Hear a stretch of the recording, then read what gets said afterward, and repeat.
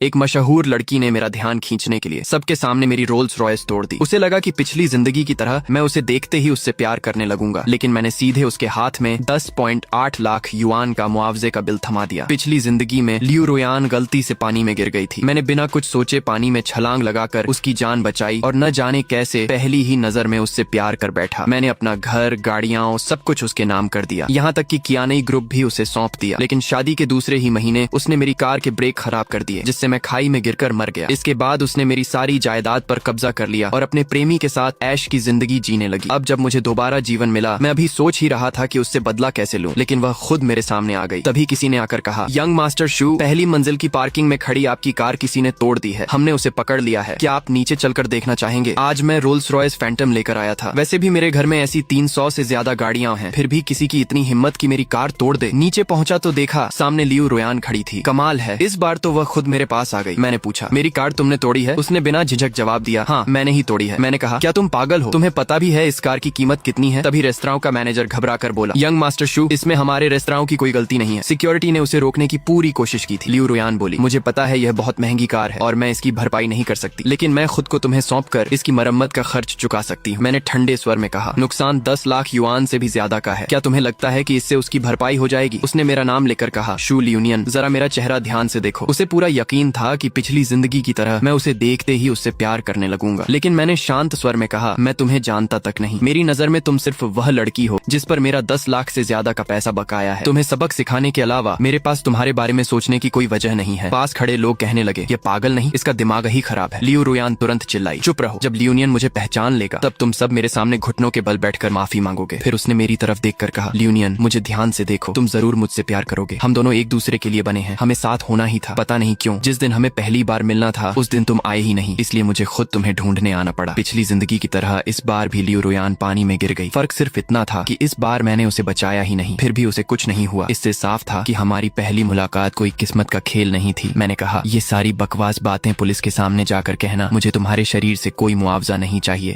मैंने उसकी तरफ देखते हुए कहा, पहली बात, तुम्हारी इतनी कीमत नहीं है। दूसरी बात, मैं तुमसे कभी प्यार नहीं करूंगा। मुझे सिर्फ मेरे नुकसान की भरपाई चाहिए। मेरी बात सुनते ही आसपास खड़े लोग आपस में फुसफुसाने लगे, अरे अगर ऐसा है तो मुझे भी जाकर माँ साहब की कार का नंबर पता करना होगा। अब समझ आया, जिस पर दिल आ जाए उसकी महंगी कार पहले तोड़ दो। ये सुनकर जी बोदा का चेहरा एक पल के लिए उतर गया, लेकिन उसने तुरंत अपने गुस्से पर काबू पा लिया और खुद को शांत दिखाने की कोशिश करने लगा। उधर लियू रुयान घबराकर बोली, अगर तुमने अभी पुलिस बुला ली तो बाद में तुम्हें मुझे पाने के लिए और भी ज्यादा मेहनत करनी पड़ेगी। प्लीज पुलिस मत बुलाओ, मैं तुम्हारे घर चलूंगी, तुम्हारी देखभाल करूंगी और अपनी तनख्वाह से तुम्हारी कार की मरम्मत का खर्च चुका दूंगी, ठीक है? मैंने उसकी बेतुकी बातों पर बिल्कुल ध्यान नहीं दिया और फोन निकालकर पुलिस को कॉल करने ही वाला था कि तभी बगल से एक हाथ बढ़ा और मेरे मोबाइल की स्क्रीन ढक दी। मैंने ऊपर देखा तो सामने जी बोदा खड़ा था। मन ही मन मैं हंस पड़ा, आखिर यह कमीना भी आ ही गया। ऊपर से देखने पर भले ही हमारा कोई रिश्ता न हो, लेकिन हम दोनों अच्छी तरह जानते थे कि वह मेरे पिता की नाजायज औलाद था। मेरे पिता की मौत के बाद मैंने सबके विरोध के बावजूद उसी रात उनका अंतिम संस्कार करवा दिया था। जब तक जी बोदा खुद को उनका बेटा बताकर जायदाद में हिस्सा मांगने पहुंचा, तब तक मेरे पिता सिर्फ राख के एक डिब्बे में बदल चुके थे। अब उसके पास यह साबित करने का कोई तरीका नहीं था कि वह मेरे पिता का बेटा है। वह बस बेबस होकर मेरे पिता की सारी संपत्ति मेरे हाथों में जाती देखता रह गया। अगर मेरे पिता ने मरने से पहले उसे काफी फायदे न दिए होते तो वह आज इतनी आराम की जिंदगी भी नहीं जी रहा होता, और मेरी पिछली जिंदगी में जो मौत हुई थी वह भी उसी और लियू रुयान की मिली भगत का नतीजा थी। जी बोदा मुस्कुराते हुए बोला, भैया ऐसा मत कीजिए, बस एक कार ही तो है, आपके लिए यह कोई बड़ी बात नहीं है। देखिए ये खूबसूरत लड़की रो रो कर बुरा हाल किए हुए है, आपको जरा भी उस पर तरस नहीं आता? मुझे नहीं लगता कि इसने जानबूझकर ऐसा किया है, फिर उसे इतना डराने की क्या जरूरत है? अगर यह बात बाहर फैल गई तो लोग यही कहेंगे कि हमारा शू परिवार किसी को माफ करना नहीं जानता, इससे आपकी बदनामी भी होगी। मैंने मुस्कुराकर कहा, ठीक है, अगर तुम इस लड़की का साथ देना चाहते हो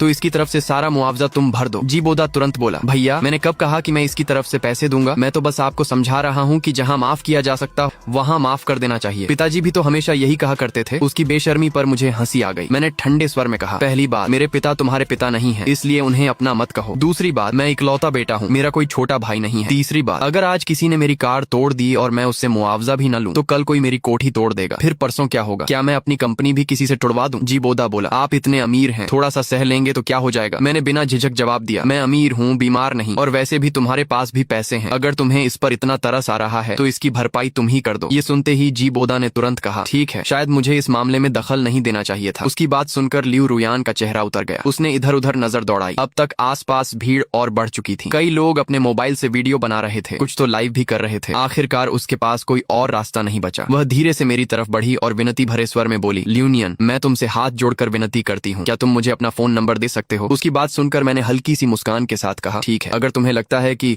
तुम्हारे पास मुझे यकीन दिलाने का कोई तरीका है तो अब खुद को साबित करके दिखाओ। लियू रुयान ने राहत की सांस ली और तुरंत बोली, क्या हम अंदर जाकर बात कर सकते हैं? ये एक राज्य है, इसे किसी दूसरे के सामने नहीं बताया जा सकता। मुझे पहले से ही अंदाजा था कि वह क्या कहने वाली है, इसलिए मैंने मना नहीं किया, बल्कि जाने के लिए उठ चुके जी बोदा को रोकते हुए कहा, अरे भाई, कहाँ जा रहे हो? आओ साथ चलकर तमाशा देखते हैं। वैसे भी तुम्हें तो सबसे ज्यादा यही पसंद है। जैसे ही हम प्राइवेट रूम में दाखिल हुए, लियू रुयान खुद को रोक नहीं पाई और तुरंत बोल पड़ी, ल्यूनियन, मुझे पता है कि बाहर इतने लोग थे, इसलिए तुम सबके सामने यह मानने में शर्म महसूस कर रहे थे कि तुम मुझे देखते ही मुझसे प्यार कर बैठे हो। अब यहाँ कोई बाहरी नहीं है, तुम्हें अपनी भावनाएं दबाने की जरूरत नहीं है। मुझे ध्यान से देखो, आज मैंने खास तुम्हारी पसंद के कपड़े पहने हैं और वही इत्र लगाया है जो तुम्हें सबसे ज्यादा पसंद है। तुमने ही कहा था, लेकिन मेरे पास भी कोई दूसरा रास्ता नहीं था। हमारी किस्मत को फिर से जोड़ने का यही एकमात्र तरीका था। मैंने उसकी बात बीच में ही काट दी और कहा, तुमने अभी कहा था कि तुम्हारे पास कोई ऐसा राज्य है जिससे तुम खुद को साबित कर सकती हो, तो क्या तुम्हारा वह राज्य सिर्फ इतना कि तुम मुझे घूरती रहो और इंतजार कर कि मैं तुम्हें देखते ही तुमसे प्यार करने लगूं? इतना कहकर मैंने पुलिस वालों की तरफ देखा और कहा, ऑफिसर, इसी औरत ने मेरी कार तोड़ी है। मेरा नुकसान 10 लाख युआन से भी ज्यादा का हुआ है। अब यह जानबूझकर पागलों जैसी बातें करके बचने की कोशिश कर रही है। कृपया इसे पूछताछ के लिए अपने साथ ले जाइए। पुलिस वाले ने आगे बढ़कर कहा, मैडम, हमारे साथ चलिए। ये सुनते ही लियू रुयान घबरा गई और जल्दी जल्दी बोली, नहीं, मैं मिसेज शू हूँ। सच तो ये है कि मैं समय में सफर करके यहाँ आई हूँ। अगर तुम मुझसे शादी कर लोगे तो मैं तुम्हारे कारोबार को पहले से भी ज्यादा ऊंचाइयों पर पहुंचा दूंगी। 6 साल बाद हम दोनों साथ हों,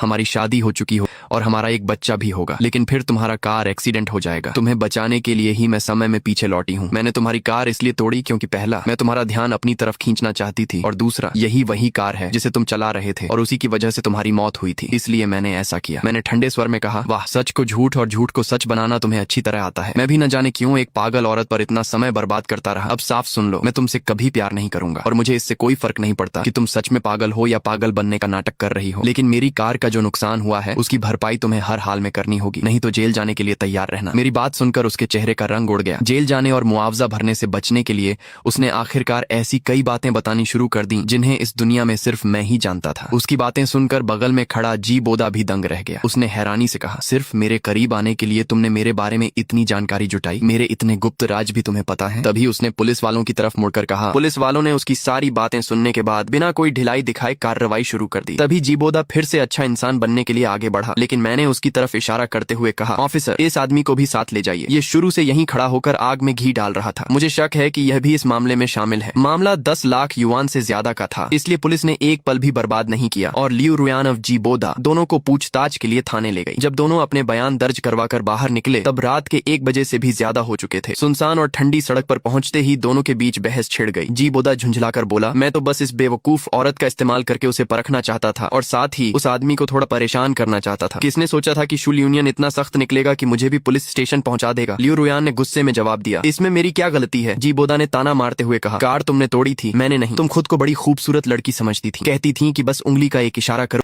और शू यूनियन कुत्ते की तरह तुम्हारे पीछे चला आएगा। लेकिन हुआ क्या? उसने तुम्हारी तरफ देखना भी जरूरी नहीं समझा और सीधे तुम्हें पुलिस स्टेशन भिजवा दिया। जिस चेहरे पर तुम्हें इतना घमंड था, उसकी नजर में उसकी कार का शीशा भी उससे ज्यादा कीमती निकला। लियू रुयान बड़बड़ाने लगी, नहीं, ऐसा नहीं होना चाहिए था। उसे तो मुझे देखते ही मुझसे प्यार हो जाना चाहिए था। क्या मेरी आने की तरीका गलत था? पिछली जिंदगी में मैं जानबूझकर पानी में गिरी थी और उसने अपनी जान की परवाह किए बिना मुझे बचाया था। उसी दिन से वह पूरी तरह मेरा दीवाना बन गया था। अगर मैं उससे आसमान के तारे भी मांगती तो वह उन्हें भी लाने की कोशिश करता। लेकिन इस बार सब कुछ अलग क्यों हो गया? जीबोदा ने कुछ देर सोचा, फिर बोला, रुयान, अब मुझे दोष देने से कुछ नहीं होगा। 10 लाख युआन शू परिवार के लिए शायद कुछ भी नहीं है, लेकिन तुम्हारे लिए यह बहुत बड़ी मुसीबत है। अगर तुम सच में बाजी पलटना चाहती हो तो अब सिर्फ एक ही तरीका बचा है। लियू रुयान ने तुरंत पूछा, कौन सा तरीका? जीबोदा धीमी आवाज में बोला, उसके साथ ऐसा रिश्ता बना लो कि वह चाह कर भी मुकर न सके। शू यूनियन अंदर से बहुत पारंपरिक बल्कि थोड़ा रूढ़िवादी इंसान है। अगर आज रात तुम किसी तरह उसके बेडरूम तक पहुंच जाओ और उसके साथ कुछ हो जाए, फिर मैं ठीक उसी समय पत्रकारों को लेकर पहुंच जाऊं, तो शू परिवार की इज्जत और अपनी छवि बचाने के लिए उसके पास सिर्फ 2 ही रास्ते बचेंगे, या तो वह तुमसे शादी करेगा या फिर तुम्हें मुंह मांगी रकम देकर चुप कराएगा। लियू रुयान ने झिझकते हुए कहा, लेकिन अभी तो हम उसके घर के अंदर भी नहीं जा सकते। जीबोदा मुस्कुराया और बोला, तुम तो खुद को उसे सबसे अच्छी तरह जानने वाली बताती थी, फिर उसके घर में घुसने का कोई तरीका भी नहीं जानती। जीबोदा ने कहा, तुम्हें तो उसकी रोल्स रॉयस फैंटम की पार्किंग की जगह तक पूरी तरह पता है, फिर उसके युंडिंग विला की सुरक्षा की कोई कमजोरी या पासवर्ड वगैरह कैसे नहीं पता? लियू रुयान ने तुरंत जवाब दिया, मुझे सब पता है। असल में वह मुझसे कभी सतर्क ही नहीं था। युंडिंग युंडिंग नंबर 1 विला की सुरक्षा सिर्फ पासवर्ड पर है और यहाँ तक कि तिजोरी का पासवर्ड भी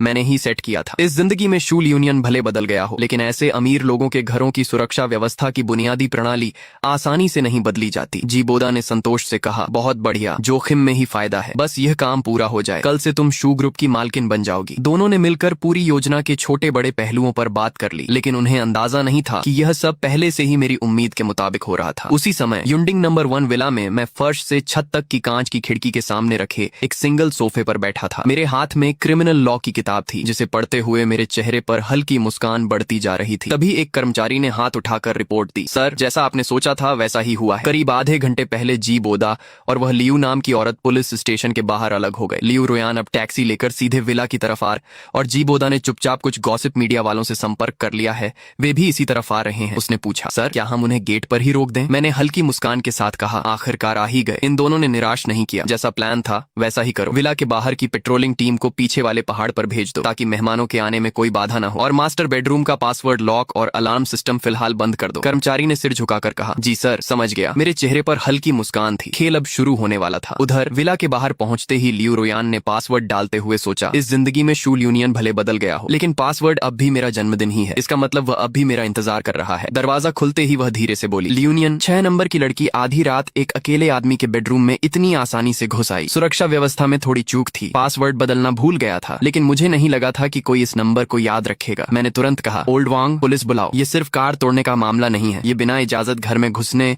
और चोरी की कोशिश का मामला है। ऊपर लोग इकट्ठा हो गए और तरह तरह की बातें करने लगे। शूल यूनियन का किसी लड़की के साथ क्या चल रहा है, सबूत भी पूरे नहीं है, क्या ये कोई तमाशा है? भीड़ में किसी ने कहा, क्या जी बोदा हमें सिर्फ शो दिखाने लाया है? जी बोदा ने तुरंत हाथ उठाकर कहा, इसमें मेरा कोई हाथ नहीं है। मैंने ठंडे स्वर में कहा, बिना बुलाए रात में घर में घुसना और लोगों को साथ लाना। लियू रुयान, तुम न सिर्फ कर्ज नहीं चुका रही हो, बल्कि गलत तरीकों से अपना नुकसान निकालने की कोशिश कर रही हो। मैंने हल्की मुस्कान के साथ कहा, तुम्हें क्या लगता है कल अखबार में क्या छपेगा? फिर शांत होकर कहा, लियू रुयान, तुम अभी 2 कंपनियों लैनफेंग और चाओयांग के बीच उलझी हो। ये किसी को नहीं पता, लेकिन मुझे पता है कि तुम्हें कहाँ निवेश करना चाहिए। ये सुनकर कोने में बैठा जी बोदा अचानक सतर्क हो गया। मैंने भी हैरानी का नाटक किया। इससे पहले कि मैं कुछ कहता, जी बोदा जल्दी से बोला, लियू रुयान, अगर तुम भरोसा नहीं करती तो छोड़ दो, सिर्फ 1 लाख का मामला है, मैं भर देता हूँ। मुझे कुछ लोगों की दबंगई पसंद नहीं। उसने तुरंत मेरे खाते में 1 लाख युआन ट्रांसफर कर दिए और लियू रुयान को लेकर बाहर जाने लगा। पैसे मिलते ही मुझे उनका नाटक देखने में दिलचस्पी नहीं रही, इसलिए मैंने उन्हें जाने दिया। लियू रुयान अभी भी हिचकिचा रही थी, लेकिन जब उसने देखा कि मुझ पर कोई असर नहीं हो रहा तो गुस्से से घूर कर बोली, शूल यूनियन, तुम इसका पछतावा करोगे। मैं ही तुम्हारा असली सहारा थी, जब तुम गिरोगे तब मेरे पास आओगे। यह कहकर वह अकड़ते हुए जी बोदा के साथ चली गई और पत्रकार भी तुरंत वहां से चले गए। सबके जाने के बाद ओल्ड वांग ने पूछा, सर, आपने उन्हें ऐसे ही जाने दिया? मैंने शांत होकर कहा, अभी तो शुरुआत है, बड़े शिकार के लिए जाल ढीला रखना पड़ता है, मैं उन्हें सिर्फ जेल तक सीमित नहीं रखूंगा। कुछ समय बाद जी बोदा और लियू रुयान करीब आने लगे। लियू रुयान की सलाह पर जी बोदा ने चाओयांग कंपनी में निवेश किया। हालांकि उसने पूरी पूंजी नहीं लगाई, लेकिन छोटे निवेश से भी उसे अच्छा फायदा मिल गया।